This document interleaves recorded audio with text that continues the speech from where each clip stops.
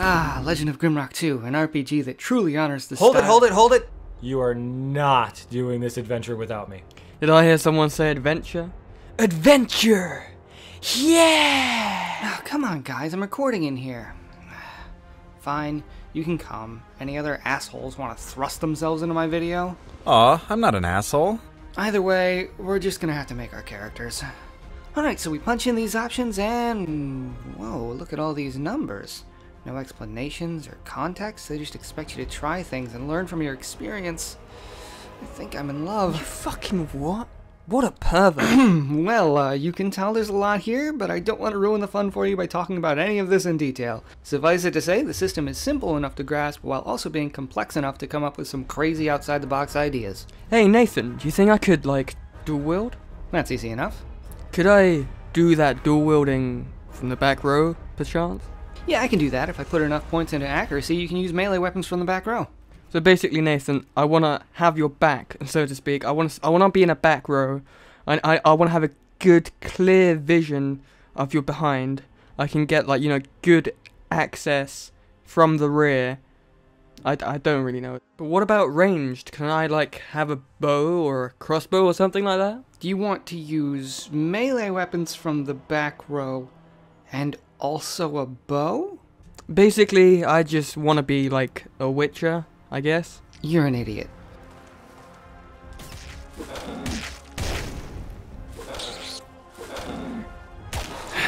I can't believe how well this works. As you can see, even the most bizarre ideas can be useful. All the skills seem to have been balanced. You're rewarded for clever ideas, but you won't find yourself with a worthless character just because you didn't know what you were doing on the first attempt. Even if you say don't have enough tanks in your group and find yourself dying a lot, you can just put points into athletics and dodge as you level up and find yourself faring a lot better. Now that we've got our characters, let's get started. Okay, I remember the controls from the last game. We've got WASD to move. Alright, that's not working. Can I click the door? No. Wow, first puzzle already.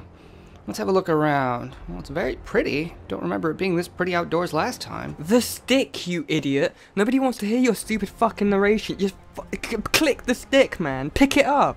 Alright, fine. This is progress. It seems to be a heavy weapon, so let's give it to Aaron. Yeah! I'll test this out. The simplicity of the presentation leads to very straightforward puzzle solving. This first puzzle perfectly trains the player the method you'll be using throughout the game, only on a smaller scale. The grid-based navigation restrains your focus and breaks the problems into manageable chunks. In this case, you know that you can only interact with things that you can reach from this square. You only have so much to work with, so you try what you can, picking up the stick and using it. The standard lot of puzzles are here, block pushing, pressure plates, but it does get more complex as well. 4 plagues, eh? Sounds ominous. Don't be dramatic. It's not as bad as Ebola. I mean, for fuck's sake. Well, the plaque says famine, and there's a shelf. Do we have any food we can put on here? Well, you kind of insisted I carried this mushroom, so... Battle? Well, that could mean just about anything. John, do you still have those throwing knives that we took from corpses? Yeah, but from now on you can carry your own disgusting blood-covered weapons. Disease is next. Well, that's tricky. We don't have anything that causes disease or poison. Ah, but we do have some ingredients for alchemy. Well, there's no way to know if we got it right until we check the last shelf. Cold, huh? Well, we've got a spare helmet here. Wait, why am I carrying everything? Nathan, do you carry anything? Look, that is what you're here for. I didn't bring you along so that you could complain. Just put the helmet on the shelf. Oh, yeah. I know what that sound means. Ah, yes. Few things feel better than the sound of a gate sliding open after a difficult puzzle. When I first started in Grimrock 2, I made the mistake of lowering the volume. I didn't realize what I was missing out on until I turned it back up for a recording and experienced this little chestnut.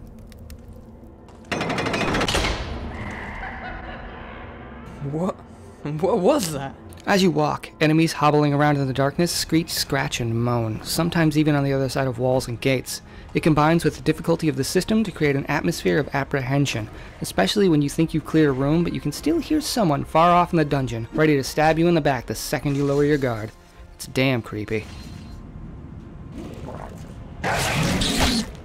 All that atmosphere would go stale if the fights weren't a threat. I consider myself to be an experienced adventurer at this point. Adventure! Yeah, that. But I still struggle even with all that experience. As you level up, you might find yourself with more and more to do during fights, between managing potions, attacking from the front and back row, figuring out spells, moving on the map, and moving characters around in formation. Yeah, it gets hectic. Unfortunately, this can lead to character deaths, and, by extension, one of the most frustrating mechanics in Grimrock 2. Oh god, John's dead. No! I'm not quite dead. Yes, you are. You'll be stone dead in a moment. Either way, he's heavy, man. Why do we have to bring him all the way back to the Blue Crystal? I mean, we could just break a bit off, bring it with us, res up wherever we need to. It would be amazing. No need to jog around like assholes. I mean, god damn it. While the pacing during combat and exploration is effectively managed, it's somewhat spoiled by the fact that you need to run back to the nearest crystal every time someone dies, and this game is plenty tough enough to ensure you'll be experiencing death often. Alright, we've got a rat man. New enemy, but we've been doing well. We can handle this shit. Is that a gun? Run in! You've got to close the distance! Fuck him up. Fuck him up. I've been shot! Somebody shot me! I'm not supposed to get shot! Okay. Time for panic! The very nature of Grimrock is exploration. You're meant to venture into the unknown. You can't see very far in any given direction, forcing you to explore more deeply if you want to find everything. You can walk into a room, see one monster, then be surrounded by monsters you didn't see a moment later. At times, a moment of carelessness or reckless stupidity will trigger a trap and drop you into a pit. Not only will the fall damage everyone in your group, but then you'll have to fight all the monsters that were hiding down there, leaving you in a fight that you weren't really prepared for. All this probably sounds unfair, but the signs of danger are always present. You can throw a rock at that single enemy to draw him to the entryway where you can't be surrounded.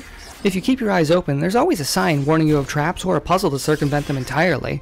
And if all else fails, skill and a few health potions are usually enough to survive even the toughest challenges once you're into the swing of things.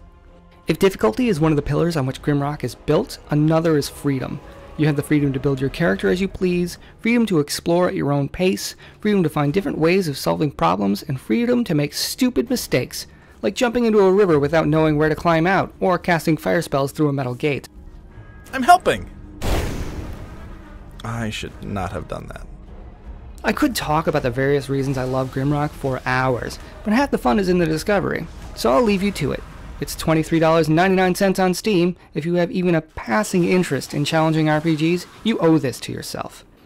This has been 80 Proof Gaming. Please subscribe if you want to see more videos like this one, like if you liked it, and most important of all, if you didn't like it, leave me a comment letting me know how to improve. Thanks for watching.